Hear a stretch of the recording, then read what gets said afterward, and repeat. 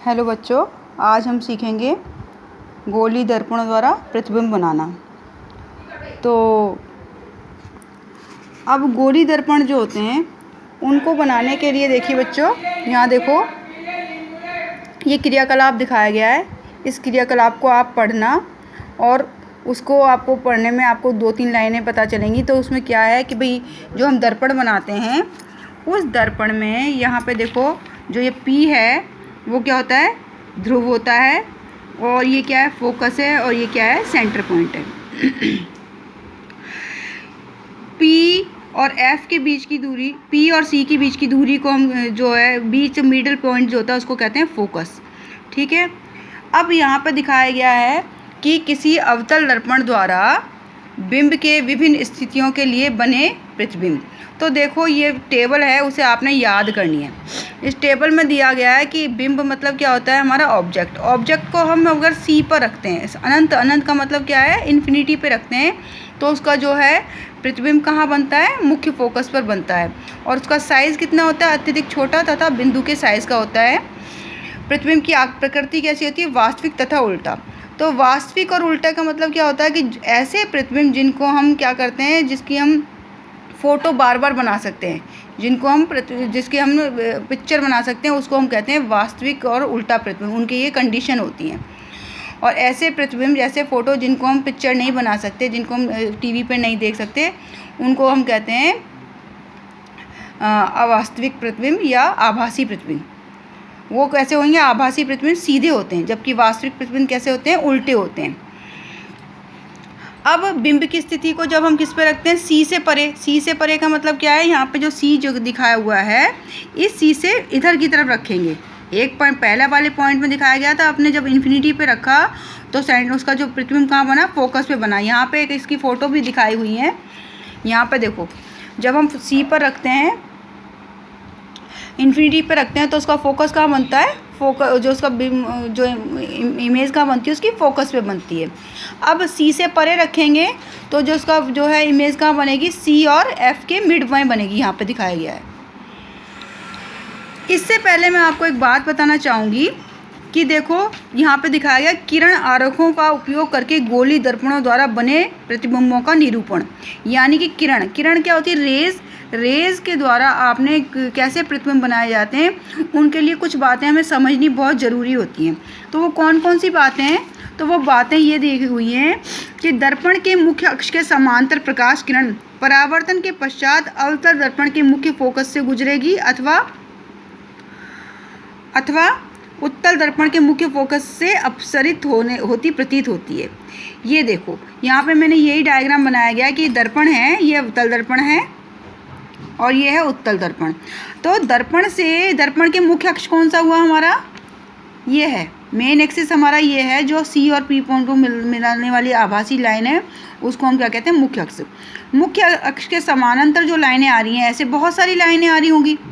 किसी भी बिंब को हम मानते हैं कि वो छोटे छोटे पॉइंटों से मिलकर के बना होता है, और उस पॉइंट से बहुत सारी लाइनें निकलती हैं, रेज़ निकलती हैं। उन रेज़ में से हमने ये इमेजिन कर लिया कि कुछ रेज़ जो हैं इस दर्पण के, जो हमारा ये मिरर है, इसके क्या आ रही है, पैरेलल आ रही हैं, और उसमें से एक रेज़ को हम कंसीडर करते हैं कि वो देखो ये मुख्य अक्ष के पैरेलल आ रही है, और आफ्टर द रिफ्लेक्शन ये क्या होगी, किस पे उससे गुजरेगी, फोकस पे से गुजरती है। जबकि उत्तल दर्पण में क्या होता है, यहाँ पे देखो उत्तल दर्पण में आ रही है मेन प्रिंसिपल एक्सिस के समानांतर आ रही है, लेकिन ये क्या है, इस मुख्य फोकस से गुजरती हुई प्रतीत होती है। यहाँ से आई और ये टकरा करके वापस चलेगी, क्यों, क्योंकि इधर क्या दे रखा है, इसकी पॉलिश हुई है। लेकिन अब इसी रेज़ को हम पीछे की तरफ बढ़ाते हैं तो ये मुख्य फोकस से गुजरती हुई आपको दिखाई देती है। दूसरी कंडीशन क्या होती है, ये रेज़ जब पासिंग होगी थ्रू द प्रिंसिपल फोकस क्या है हमारा, ये F से जो गुजरेगी लाइन आफ्टर रिफ्लेक्शन, वो क्या हो जाएगी, पैरेलल हो जाती है। जैसे यहाँ से आई लाइन और जैसे इस लाइन के मेन एक्सिस के क्या हो जाएगी, पैरेलल होगी। ऐसे ही देखो यहाँ पे उत्तल दर्पण में देखो ये क्या है, फोकस से गुजरने वाली लाइन। हम देखते हैं कि यहाँ पे टकराने के बाद में अगर पीछे की तरफ बढ़ाते तो ये फोकस पे जाती, लेकिन टकराने के बाद में फिर ये पैरेलल होगी। ठीक है, तो एक कंडीशन ये होती है। फिर तीसरी कंडीशन क्या होती है, अगर कोई किरण अगर सी से ही आती है, सी से गुजरती है, सी क्या है हमारा कर्वेचर जो होता है ना इसका, वो प्रिंसिपल ध्रुव, फोकस और सेंटर पॉइंट। तो सेंटर पॉइंट जो है कर्व का जो मेन पॉइंट जो होता है इसका वक्रता केंद्र, कर्वेचर नहीं, वक्रता केंद्र से गुजरने वाली लाइन जो है, किरण जो है वक्रता केंद्र से वापस गुजर जाएगी। यहाँ पे देखो ये सीधी लाइन ऐसे दिखाई गई और टकराने के बाद में वापस ऐसे ही चलेगी। इसमें से भी देखो ये कोई रेज ऐसे आ रही है, अगर हम पीछे की तरफ बढ़ाएं तो सी से गुजर गई है और फिर वापस ऐसे जाएगी। चौथी कंडीशन क्या होती है कि अगर कोई रेज किसी दर्पण पे, किसी मिरर पे प्रिंसिपल एक्सिस के मतलब तिरछी आ रही है, ऑब्लिक्वली इस पर एमर्ज हो रही है, तो आफ्टर रिफ्लेक्शन वो ऑब्लिक्वली डाइवर्ट हो जाती है। यहाँ पे टकराई तिरछी और आफ्टर रिफ्लेक्शन ये तिरछी ही मुड़ जाएगी। तो इसको ये 4 कंडीशन हैं जो हमें गोली इसका जब हम पढ़ेंगे कि मिरर से कैसे वो बनती है, इमेज बनती है, तो उसमें सहायता करती हैं कि अगर कोई तिरछी किरण आएगी तो ऑब्लिक्वली डाइवर्ट होएगी, अगर वो सेंटर पॉइंट से वक्रता केंद्र से गुजरती है तो वो सी से ही गुजरेगी, और अगर वो फोकस से गुजर रही है तो आफ्टर रिफ्लेक्शन वो समानांतर हो जाएगी, और अगर कोई समानांतर आ रही है तो आफ्टर रिफ्लेक्शन वो फोकस से गुजरेगी। तो ये हमने 4 कंडीशन पढ़ी हैं। इन 4 कंडीशनों को आपने ध्यान से याद करनी है, ठीक है। और उसके बाद में जो ये टेबल बनी हुई है, बुक के अंदर आपको टेबल बनी हुई दिख रही है, उसको आपने, जो मैंने अभी आपको ये समझाई है टेबल, इसको माइंड में रखते हुए इसकी आपने टेबल बनानी है। ये अगर हमने क्या किया, अनंत पर कोई रखी बिंब को अनंत पर रखा तो उसका प्रतिबिंब कहाँ बनेगा, फोकस पे। अगर सी पर रखते हैं तो एफ और सी के बीच में, और सी पर रखते हैं तो सी पर ही बनता है। वक्रता केंद्र पर रखेंगे तो वक्रता केंद्र पर ही बनेगा, और सी और एफ के बीच में रखेंगे तो सी से परे, परे का मतलब दूर बनेगा। एफ पर रखें तो अनंत पर, और पी और एफ के बीच में रखेंगे तो दर्पण के पीछे। और ये वाला कंडीशन जो होगी तो क्या होगी, वो हमेशा आभासी और सीधा बनती है। तो अब आप ये जो टेबल बनी है ये कि कौन से दर्पण की बात कर रहे हैं, इसमें हम कर रहे हैं अवतल दर्पण की बात। ये अवतल दर्पण है। अवतल दर्पण क्या होता है, जो बीच में से जो होता है उसका जो कर्व वाला पार्ट जो है चिकना होता है, जबकि उभरा हुए पार्ट पे क्या होती है, वो पॉलिश होती है। तो देखने वाली बात क्या हुई कि ये जो 3 कंडीशन है, सी वाली कंडीशन के देखो ऊपर से 2 जो अनंत पर रखते हैं तो फोकस पर, तो यहाँ पे देखो फोकस पर रखते हैं तो कहाँ बन रहा है, अनंत पर। ये एक दूसरे के अपोजिट हैं, ये वाली कंडीशन एक दूसरे के अपोजिट हैं। सी से परे रखते हैं तो कहाँ बनता है, सी से परे रखते हैं सी और एफ और सी के बीच में। अब जब एफ और सी के बीच में रखेंगे तो कहाँ बनेगा, सी से परे। तो ये वाली कंडीशन दोनों अपोजिट हैं। रह गई ये, तो सी पर रखता है, सी पर ही बनता है। और पी और एफ के बीच में, पी और एफ क्या होता है, ये पी और एफ के बीच में यहाँ पे कहीं कंडीशन बनेंगे तो इमेज का बनेगी हमारी दर्पण के पीछे बनेगी, और वो कैसी बनेगी, आभासी और सीधी। इसको देखने के लिए आपने यहाँ पे ये देखो बहुत सारे इसमें डायग्राम बनाए गए हैं, यहाँ पे मैं एक्सप्लेन कर रही हूँ। अब देखो ये क्या रखा आपने, पहली कंडीशन हमने हमारी क्या थी, पहली कंडीशन में हमने जो रखी है, ऑब्जेक्ट को रख दिया हमने इन्फिनिटी पे रखा। इन्फिनिटी से जो रेज आ रही हैं तो क्या पहले कंडीशन में हमने देखा कि समांतर आती हैं, और समांतर आने के बाद में वो किस पे से गुजरती हैं, फोकस से गुजरती हैं। तो देखो फोकस से गुजर रही हैं, रेज इधर से भी आ रही होगी तो फोकस से गुजर रही है। तो यहाँ पर जो रेज हैं, यहाँ पर जब ये दोनों किरणें कट रही हैं तो यहाँ पर ही इसका वो बनेगा, इमेज बनेगी इसकी। और देखो इमेज कैसी होगी, बिंदु के शेप की, बिल्कुल छोटी बनेगी और वास्तविक रियल बनेगी। सेकंड कंडीशन क्या थी, सी से परे, सी से दूर, ये सी पॉइंट है, सी से परे हमने रखा है तो कहाँ बन रही है, सी और एफ के बीच में। इमेज देखो चली हुई किरण, और टकराने के बाद में एक तो किरण कहाँ पे आ गई, एफ से गुजर गई। दूसरी किरण हमने कंडीशन हमने पढ़ी थी जब हमने नोट्स में पढ़ी थी कि जब सी से गुजरती है तो सी से ही वापस पास आउट हो जाती है। तो यहाँ पर वो दूसरी कंडीशन है कि अगर सी से गुजर रही है तो सी से ही गुजरती हुई वापस पास आउट हो रही है। तो जो दोनों पॉइंट का मिड पॉइंट है, जहाँ पे ये दोनों पॉइंटें रेज एक दूसरे को क्रॉस कर रही है, तो वहाँ पर ही इमेज बन रही है।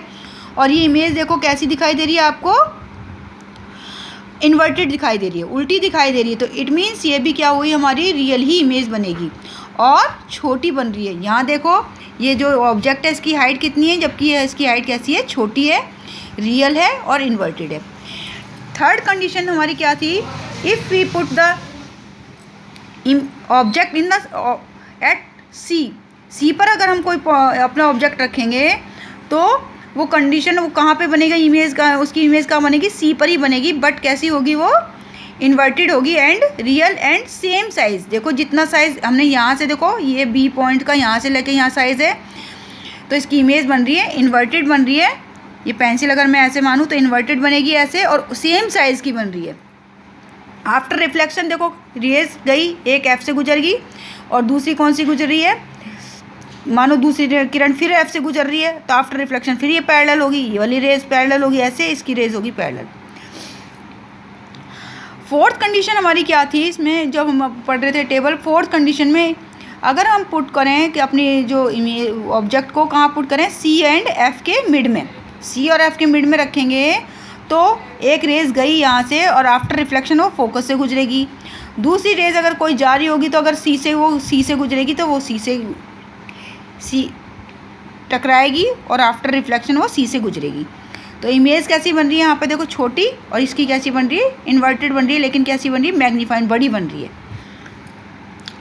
अगली कंडीशन है, अगर हमने एफ पर ही रख दी, अगर हमने क्या रख दिया, ये एफ पर ही रखा, तो जो इमेज हमारी बनेगी इन्फिनिटी पे बनेगी और बहुत ही दूर बनेगी और बड़ी बनेगी। और लास्ट कंडीशन हमारी क्या थी, अगर मैं अपने ऑब्जेक्ट को उठाती कहाँ रख दी, एफ़ और पी के बीच में, एफ़ और पी के बीच में रखूँगी, तो हमें लगेगा कि आफ्टर रिफ्लेक्शन जो रेज़ है, देखो एक पी से कैसे होगा, एक तो हमने पढ़ा था कि भाई कोई रेज़ अगर इससे जाएगी तो सी से गुजरेगी। सी और एफ़ वाली कंडीशन आपने ध्यान में रखनी है बच्चों, कि हम जब भी इमेज बनानी होगी तो आपको सी और एफ़ से तो 2.2 किरणें गुजारनी ही गुजारनी है। तो अगर इस वाली कंडीशन में एफ से नहीं गुजर रही तो देखो क्या कर रखा है इसने, सी से गुजारी, एक किरण गई और सी से गुजार दी, ये तो वक्रता केंद्र से गुजर गई। दूसरी रेस को क्या करा इसने, ये यहाँ पर टकराई और पी से गुजरी, पी से टकराने के बाद में, क्योंकि गुजरती तो है नहीं, क्योंकि पॉलिश है नहीं, अब इसके पीछे पॉलिश हुई है तो ये पास आउट तो होती नहीं है रेस, तो क्या टकराने के बाद में रिफ्लेक्ट हो रही है, टकराई और रिफ्लेक्ट हो गई। लेकिन हमें ये अपीयर्ड होता है कि इसका जो ये, अगर हम इसको रेज़ को आगे पीछे की तरफ बढ़ाएं, मिरर के पीछे की तरफ बढ़ाएं तो ये बड़ी इमेज बनेगी, इसको भी बढ़ाएं तो ये पीछे की तरफ ऐसे यहाँ से आती हुई नज़र आती है। तो जिस पॉइंट पे ये दोनों रेज़ कट करेंगी तो वहीं पर अगर हम एक परपेंडिकुलर डालेंगे तो वो हमारी क्या देगी, वो हमें बताएगी कि हमारा इसकी इमेज बन गई है। तो ये 6 कंडीशन थी बच्चों, और ये किसके द्वारा थी, अवतल दर्पण द्वारा। अवतल दर्पण द्वारा बिंब का बनना दर्शाने के लिए किरण आरेख। तो ये आपको अपनी कॉपी में ड्रॉ करनी है अच्छी तरह से और इन्हें लर्न करनी है। अगर आप इस लेंस के बारे में अच्छी तरह से कंसेप्ट क्लियर करना चाहते हैं तो यही आपका होमवर्क है आज।